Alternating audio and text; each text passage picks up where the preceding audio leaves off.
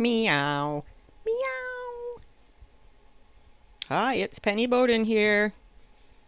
I love this pose with those nice little curled up paws and that kind of squished ear. So I'm having a lot of fun with this.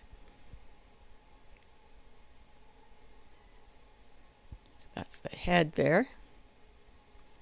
I'm just getting that really nice kind of oval shape for the whole cat to start with. You know, I start different ways with different drawings, and it just all depends on what's working for me at the time.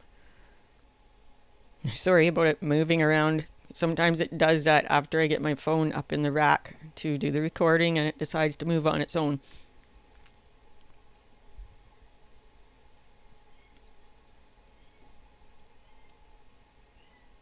I'm going to start getting a little more detailed here, but remembering still that less is more. I want the bigger picture more than anything.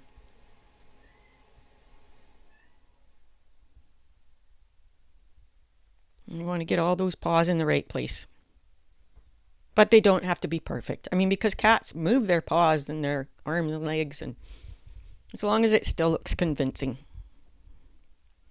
These ones I end up moving over a little bit eventually. The rear legs. But for now I'm getting them in there. Because I felt like Kitty was a bit too scrunched up. But we'll get to that.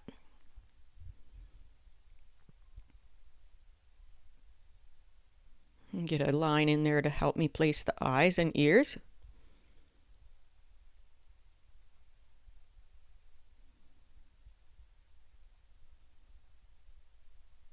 We're moving at 4 times the speed here, so a little bit quickly. We started out at 3 times, but moved to 4 times.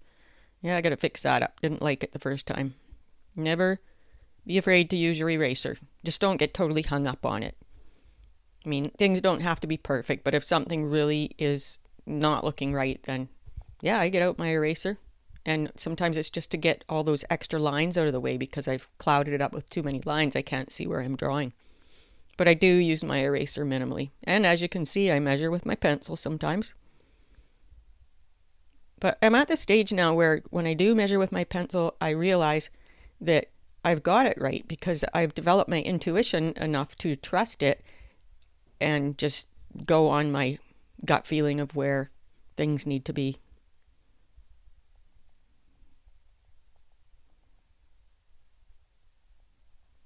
Yeah, this is where I move them over a bit. Move them over to the right. Make the kitty a little bit longer. Yep, we'll just get rid of that and start again. Better idea, hey? Don't worry about erasing really super well because the extra lines just end up being background tone. And they add movement. And it's just a sketch. And I'll carry all this learning forward to my next drawing.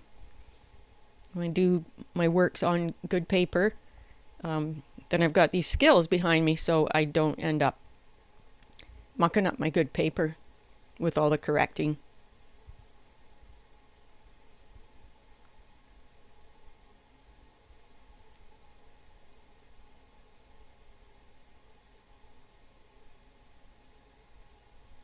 You know, I just kind of darkening everything up.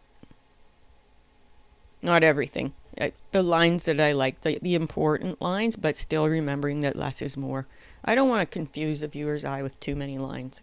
I just want what's important and to keep that character and soul. We're going really fast here now. We'll get there. I love to hear from you, so please drop me a comment. Tell me about yourself or your cat or where you are in the world. What do you want to learn about drawing cats? I'd love to hear from you. Get some of those nice wiggle lines in there. And the whiskers. Touch things up here. Thanks for watching.